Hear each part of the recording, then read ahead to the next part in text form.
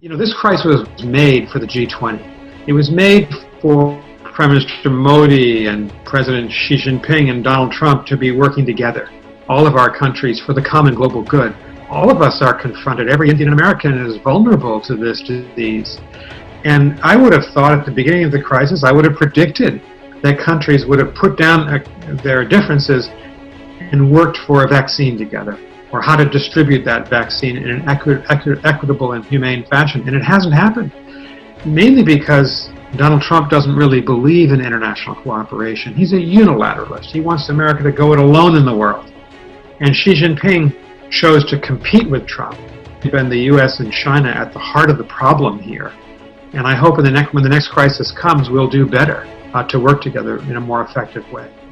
In the United States, to run our economy. And India can supply many of those engineers. I'd keep the barriers low. I would encourage the movement of people, encourage university exchanges, and certainly encourage us to be working together on democracy promotion around the world, on science, on public health issues. If there's another pandemic in our future, and there most likely is, of some sort, our two countries could be doing a lot more together in terms of vaccine for poorer members of our society. I'd like to see our relationship go in that direction as well. And it's a profound bridge between the two countries. So I'm very hopeful that the US and India, our societies, not just our governments, but our society, very close, intertwined, integrated. And that's a great strength if you think that one of the challenges we face is the coming power of authoritarian countries. I mentioned two before, China and Russia. We never want to fight. We don't want war. But we want to preserve our way of life, and we want to preserve our positions in the world. And that's why I think so much of our relationship is so important between our two countries for that reason.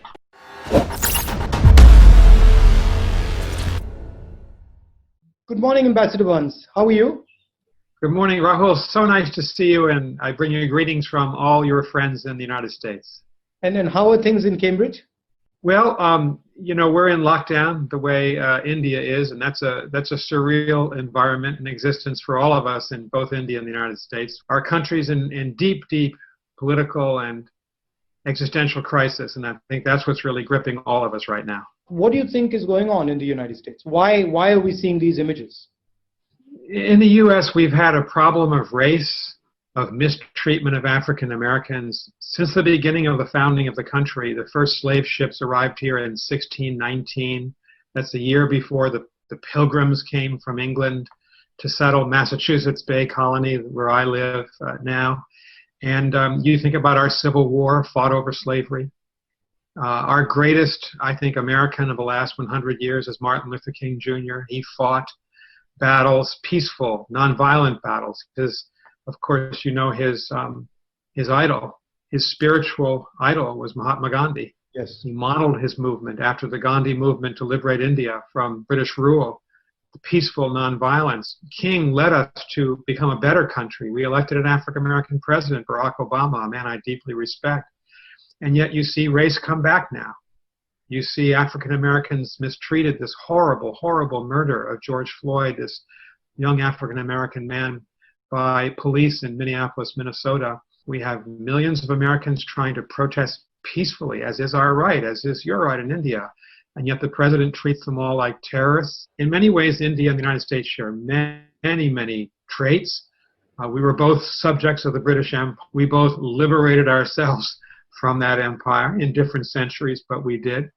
I've always admired India. I've always admired the multiracial, multi-religious aspect of Indian society. And so countries sometimes have to go through a discussion and a political debate about who are we?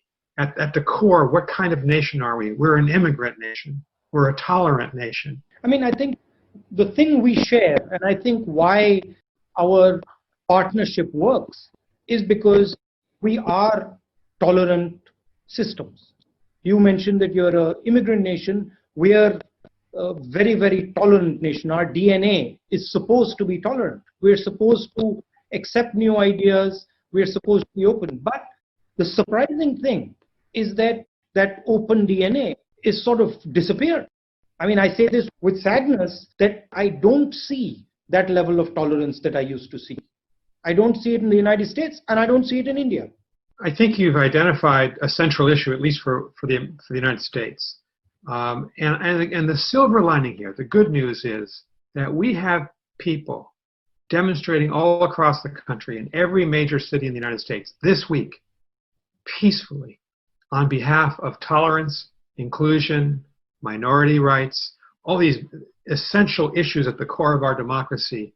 And I think one advantage that we democracies have, say, over an authoritarian country like China, is that we can correct ourselves as a self-corrective part of our national DNA in India and the United States.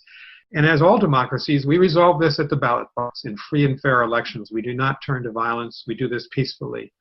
That's the India tradition that we love about India from your founding in the 1930s, the first. We'll abide by the Constitution. The senior military officer, General Mark Milley, said this week, Americans have a right to protest.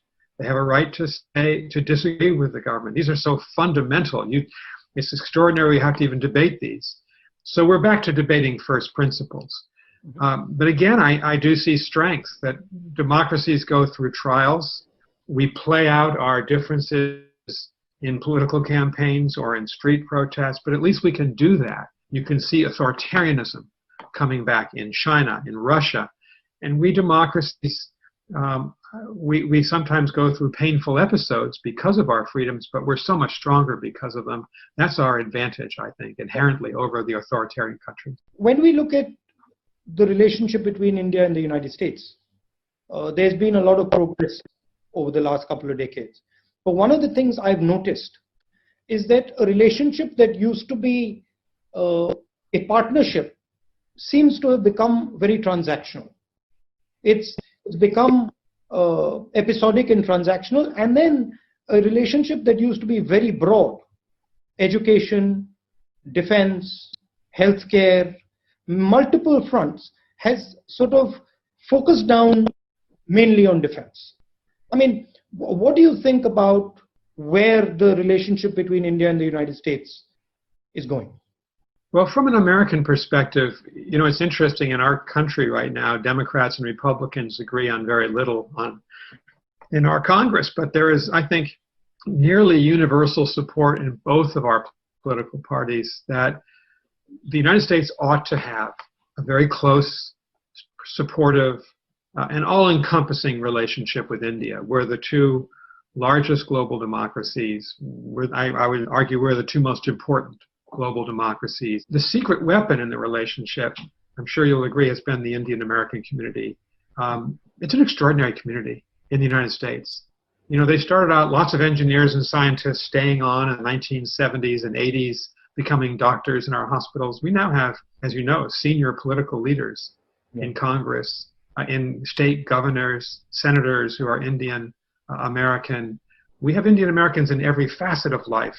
Some of our major tech companies in California, our CEOs are Indian Americans. So I think there's been a maturation of that community, and it's a profound bridge between the two countries. So I'm very hopeful that the U.S. and India, our societies, not just our governments, but our society, very close, intertwined, integrated. And that's a great strength if you think that one of the challenges we face is the coming power of authoritarian countries. I mentioned two before, China and Russia. We never want to fight. We don't want war. But we want to preserve our way of life, and we want to preserve our positions in the world. And that's why I think so much of our relationship is so important between our two countries for that reason. I think the Indian-American community is a real asset for us and an asset for you. So it's a joint asset, and it's a good bridge to have. How does one think about that going forward? Well, I think that to mention something you said before, Rahul, our military relationship is very strong. If you think about the U.S.-India naval and Air Force cooperation in the Bay of Bengal and throughout the entire Indian Ocean region, we're really together, and this gives me hope.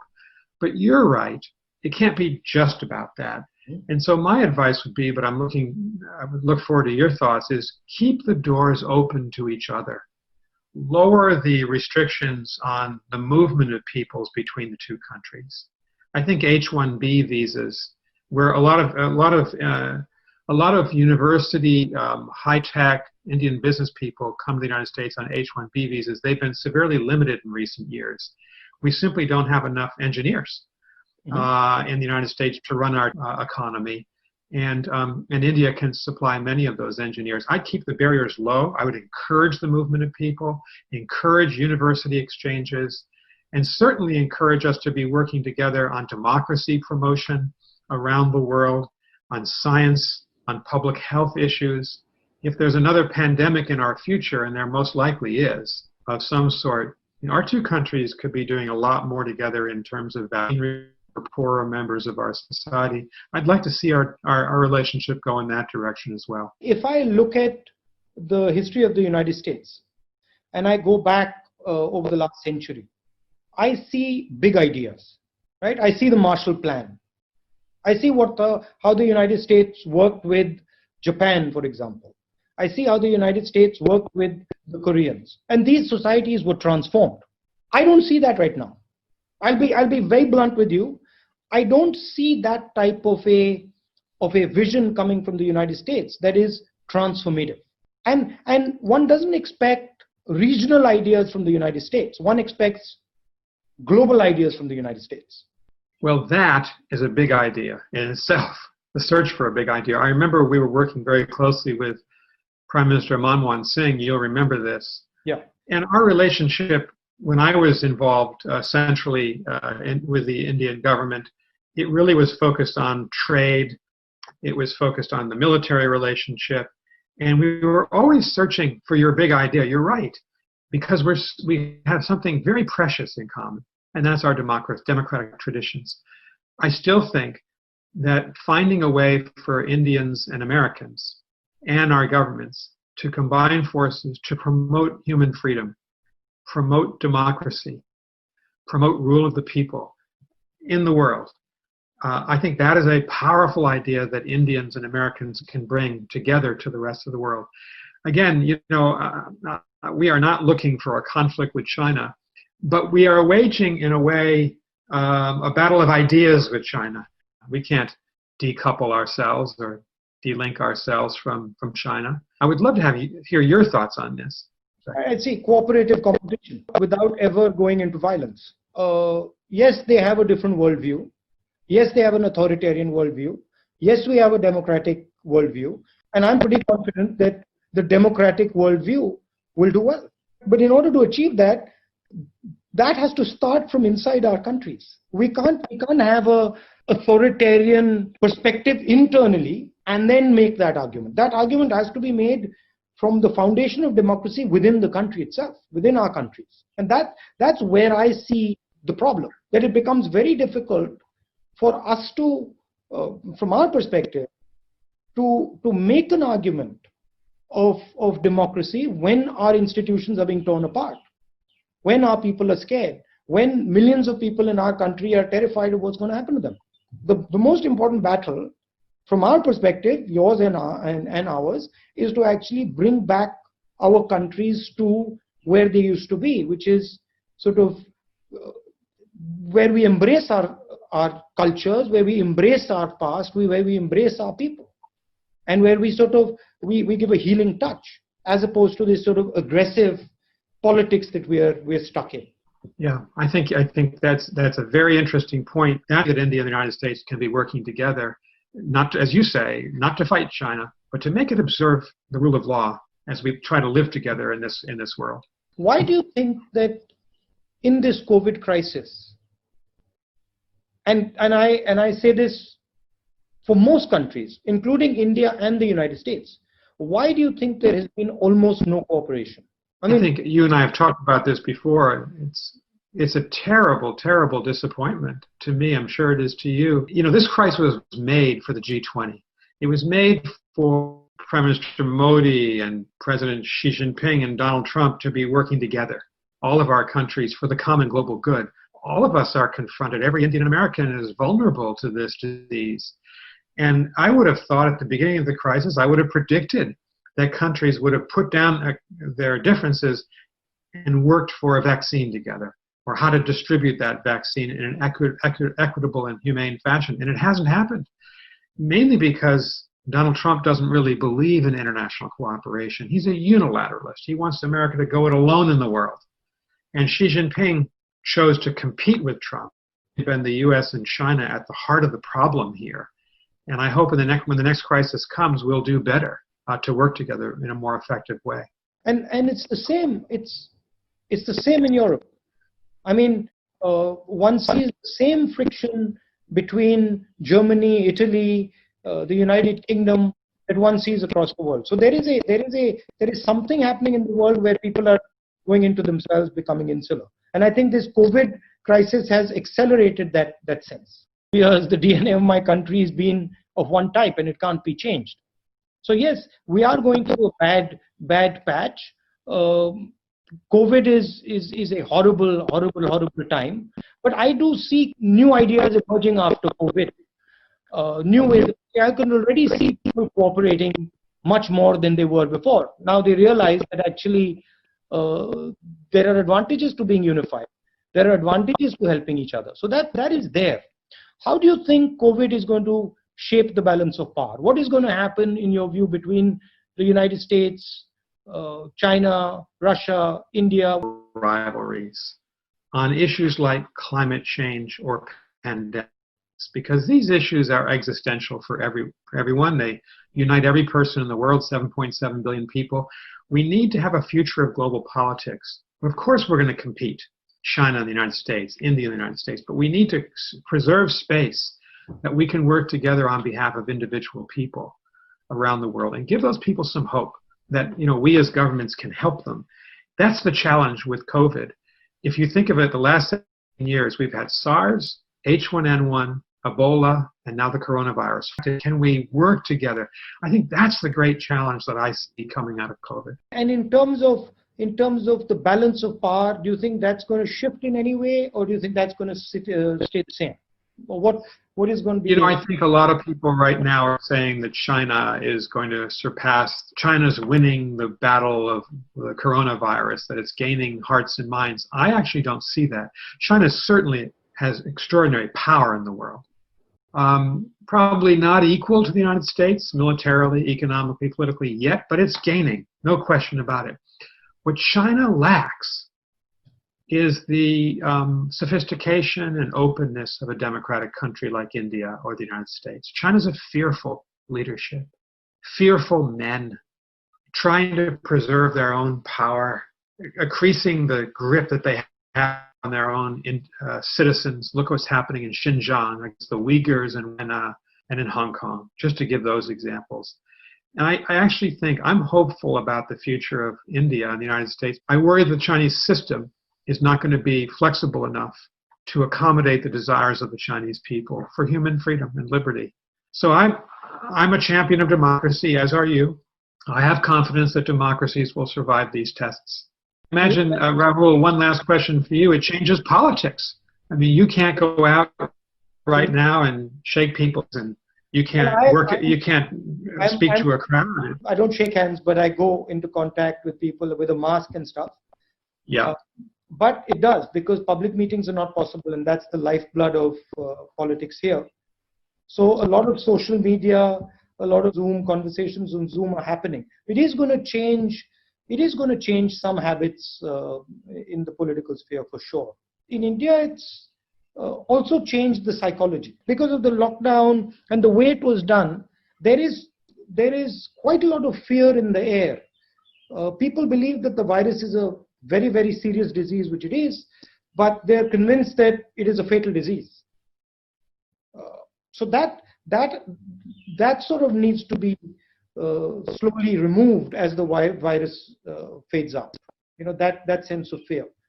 I was just going to say our battle here is to maintain social distancing, try to convince people to wear a mask just like it is in India, because people are beginning to let down their guard in the United States, particularly young people. And another reason, I think, to keep the universities closed is to protect people. And so I think having that discipline to maintain these kind of shutdowns down. It's very important to get through this in the future. Thank you, Ambassador, and lovely chatting to you. And do get in touch when you're here. I certainly will. I'll come by to see you, and all best to you and to your family. Thank you. Thank you. Thank you, Rahul. अगर आपको हमारे videos पसंद आए तो please like करें, subscribe करें और share करें।